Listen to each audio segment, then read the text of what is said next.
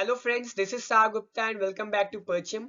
आज हम chapter 55 national human rights commission, chapter 56 states human rights commission, chapter 57 central information commission and chapter 58 state information commission पे based MCQs को discuss करेंगे। So without any delay start करते हैं हम अपनी आज की क्लास को। सबसे पहले देखते हैं अपना previous day question. So question क्या था?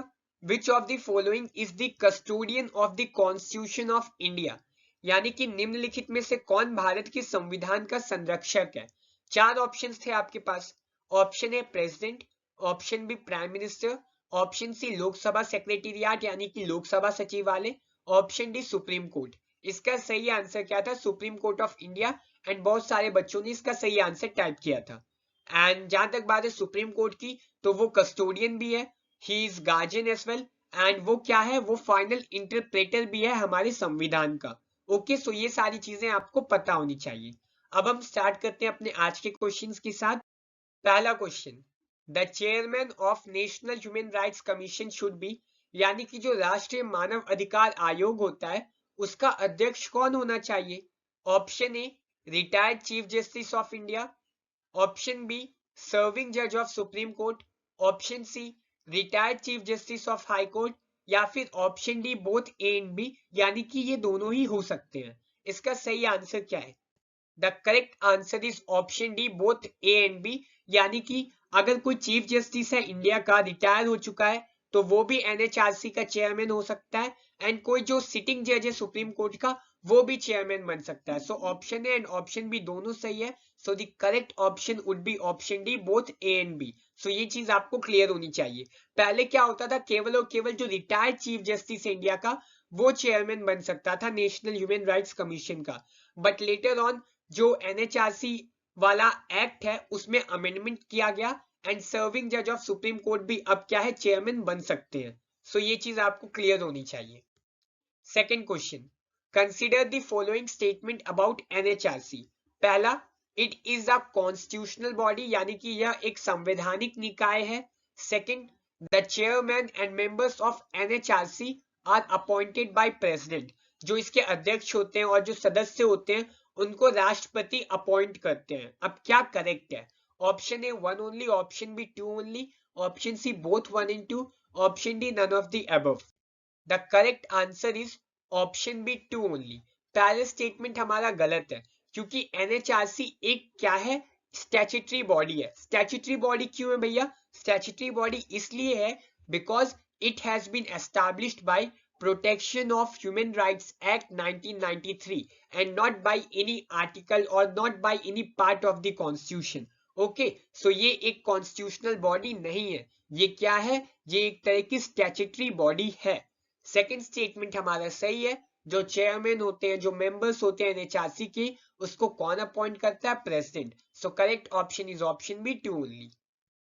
Third, central information commission works under which ministry, यानी कि जो केंद्रीय सूचना आयोग होता है वो किस मंत्रालय के अधीन कार्य करता है? बहुत सारी मिनिस्ट्रीज हैं, तो किस मंत्रालय के अंतर्गत वो काम करता है, ये आपको बताना है।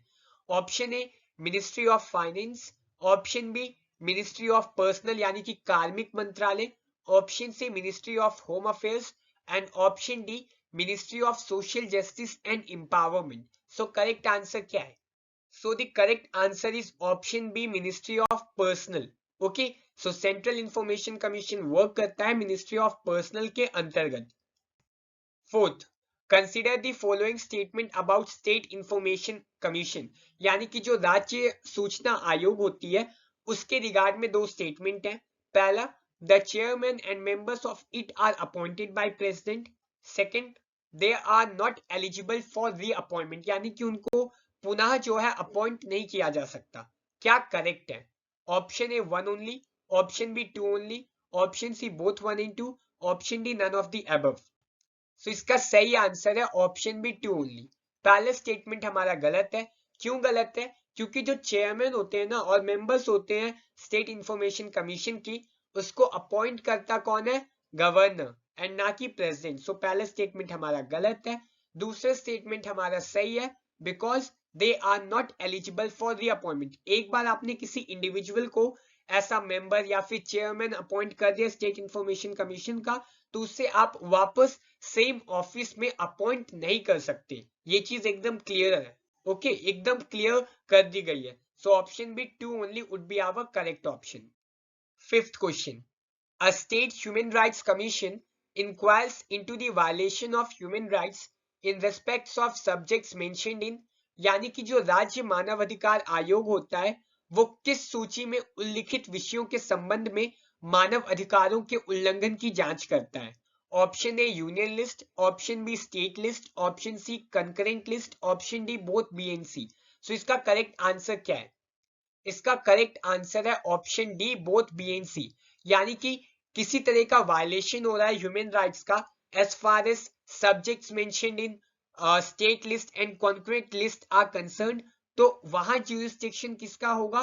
स्टेट ह्यूमन राइट्स कमीशन का।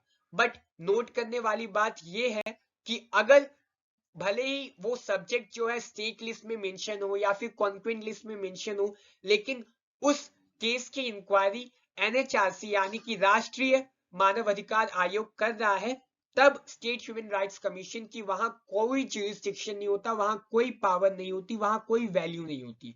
ठीक है, सो यही सेम चीज यहां बॉक्स में भी लिखी हुई है। Sixth question, which of the following is the function of NHRC?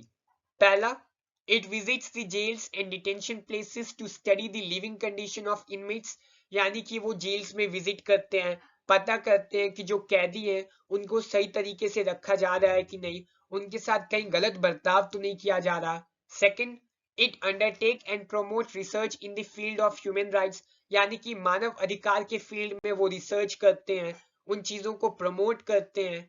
C, it studied treaties and other international instruments on human rights, and option D, all of the above. So क्या correct option है? The correct option is option D, all of the above, यानी कि जो NHRC है, जो राष्ट्रीय मानव अधिकार आयोग है, वो इन तीनों फंक्शन को परफॉर्म करता है। Seventh question, RTI act 2005 is in consonance with which article of the constitution, यानी कि जो आरटीआई अधिनियम 2005 है वो संविधान के किस अनुच्छेद के अनुरूप है? Option A article 17, option B article 18, option C article 19, option D article 21। ये क्वाइट इंटरेस्टिंग क्वेश्चन है एंड इसका आंसर आप तभी दे पाओगे जब आपको इन चारों आर्टिकल्स के पीछे की कॉन्सेप्चुअल अंडरस्टैंडिंग है, एंड ये बहुत अच्छा क्वेश्चन है। इसका सही आंसर है ऑप्शन सी आर्टिकल 19। क्यों? क्योंकि आर्टिकल 19 क्लॉज 1 क्लॉज ए किसकी बात करता है? वो बात करता है freedom of speech and expression की। एंड अगर ये freedom of speech and expression की बात करता है तो कैसे it is in consonance with RTI act 2005, उसके बारे में हम नेक्स्ट स्लाइड में पढ़ेंगे। जिसके जहां तक बात है आर्टिकल 17 की, वो डील करता है एबोल्यूशन ऑफ अनटचेबिलिटी से, आर्टिकल 18 डील करता है एबोल्यूशन ऑफ टाइटल से, आर्टिकल 21 डील करता है राइट टू लाइफ से। ठीक है, अब देखो, जब जयपुर म्युनिसिपल कॉर्पोरेशन केस आया सुप्रीम कोर्ट के पास, तो सुप्रीम कोर्ट ने एक बहुत बड़ा स्टेटमेंट दिया था एंड बहुत अच्छा स्टेटमेंट था। क्या स्टेटमेंट था? उसने कहा कि freedom of speech and expression provided under article 19 of the constitution clearly implies right to information, as without information the freedom of speech and expression cannot be fully used by the citizens। यानी कि जो article 19 है हमारा, वहां जो freedom of speech and expression है उसका मतलब ही राइट टू इंफॉर्मेशन है। ये मैं नहीं कह रहा हूं, ये कौन कह रहा है? Supreme court. एंड बिना इंफॉर्मेशन के freedom of speech and expression को यूटिलाइज ही नहीं किया जा सकता। ठीक है, सो ये चीज आपको एकदम क्लियर होनी चाहिए। नेल्सन मंडेला ने भी कहा था कि इंफॉर्मेशन जो होती है, जो सूचना होती है, वो बेसिक ह्यूमन राइट है and it is fundamental for the formation of democratic institutions. So अगर किसी भी तरीके का प्रीवियसी के रिगार्ड में, आरटीआई के रिगार्ड में आपसे क्वेश्चन पूछा जाए मेंस में, तो आप इन लाइंस को कोट कर सकते हो एंड अपने आंसर को और ज्यादा अट्रैक्टिव बना सकते हो। एंड आई बिलीव आपको इन लाइंस को कोट करना ही करना चाहिए एंड इनको नोट डाउन भी करके रख लेना चाहिए। 8th question, consider the following statement about NHRC. पहला, the chairman and members of it hold office for a term of 3 year, यानी कि जो उसके अध्यक्ष होते हैं, जो सदस्य होते हैं, वो 3 साल के लिए ऑफिस को होल्ड करते हैं, या फिर जब तक वो 70 साल की एज अटेन नहीं कर लेते तब तक, जो भी अर्लियर हो। Second, they are ineligible for reappointment, यानी कि एक बार आपने अपॉइंट कर दिया तो वापस उनको अपॉइंट नहीं किया जा सकता। कौन सा स्टेटमेंट यहाँ करेक्ट है? Option A 1 only, option B 2 only, option C both 1 and 2, option D none of the above. The correct answer is option A 1 only.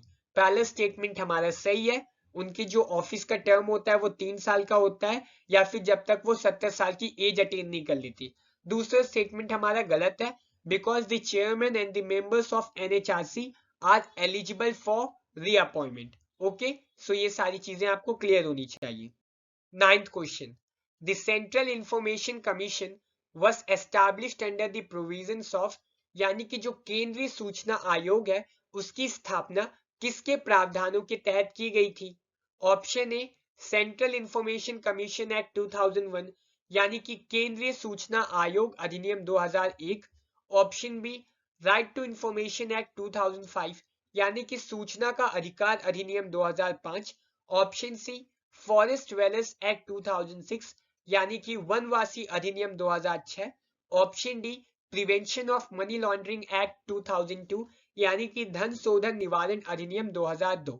इसका सही आंसर क्या है? कंफ्यूज मत होना, ठीक है? इसका सही आंसर क्या है? इसका सही आंसर है राइट टू इंफॉर्मेशन एक्ट 2005। बहुत सारे बच्चों ने, बहुत सारे स्टूडेंट्स ने ऑप्शन ए ऐसा आंसर फाउंड आउट किया होगा, बट ये गलत है, क्योंकि CIC एक्ट यानी कि सेंट्रल इंफॉर्मेशन कमीशन एक्ट 2001 करके कोई एक्ट ही नहीं है, ठीक है ना? एंड सेंट्रल इंफॉर्मेशन कमीशन किसके थ्रू बनाया गया था? RTI एक्ट 2005 के through. 10th question, consider the following statement about SHRC यानी कि स्टेट ह्यूमन राइट्स कमीशन। पहला, it has all the powers of civil code. Second, the commission is not empowered to inquire into any matter after the expiry of 2 years from the date on which violation of human rights took place, यानी कि अगर किसी particular individual के साथ human rights का violation हुआ है, तो अगर ह्यूमन राइट्स का वायलेशन होने के 2 साल बाद वो स्टेट ह्यूमन राइट्स कमीशन के पास जाता है, तब स्टेट ह्यूमन राइट्स कमीशन किसी तरह की इंक्वायरी नहीं कर सकता। अब कौन सा स्टेटमेंट यहाँ सही है? Option A 1 only, option B 2 only, option C both 1 and 2, option D none of the above. इसका सही आंसर है ऑप्शन ए 1 ओनली। पहला स्टेटमेंट हमारा सही है, क्योंकि जो स्टेट ह्यूमन राइट्स कमीशन होती है, जो राज्य मानव अधिकार आयोग होता है, उसके पास सिविल कोड की पूरी पावर्स होती हैं, जैसे कि वो किसी को समन दे सकती है, वो किसी तरह का रिकॉर्ड मंगवा सकती है, ठीक है? दूसरा स्टेटमेंट हमारा गलत है, क्योंकि जो स्टेट ह्यूमन राइट्स कमीशन है वो कंप्लेन को केवल तभी तक इंक्वायर कर सकता है जब तक उस घटना को 1 साल ना हुआ हो।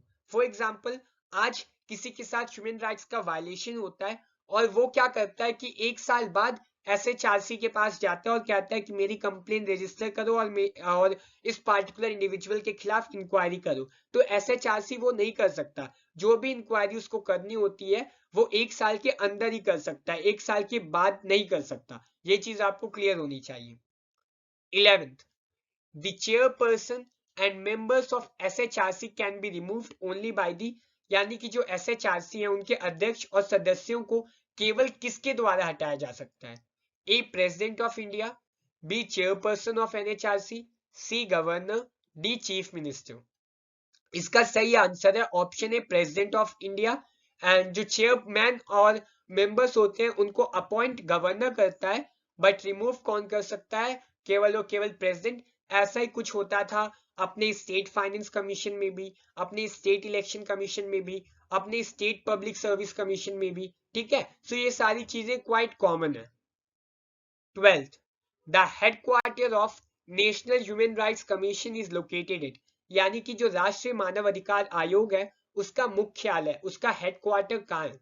Option A Kanpur, option B Delhi, option C Nagpur, option D Lucknow. इसका सही आंसर है option B Delhi. Okay, so ये तो क्वाइट इजी क्वेश्चन है, इसमें तो कोई कंफ्यूज होने की तो बात ही नहीं है ना? 13th question, choose the correct pair. पहला, national commission for scheduled caste, National Human Rights Commission, Finance Commission, UPSC. On the other side we have Ministry of Personnel, Ministry of Social Justice, Ministry of Home Affairs, Ministry of Finance. अब आपको बताना ये है कि ये जो चारों bodies हैं वो किस मंत्रालय के अंतर्गत आती है. So I am giving you 10 seconds. Just look at the question and found out the correct answer.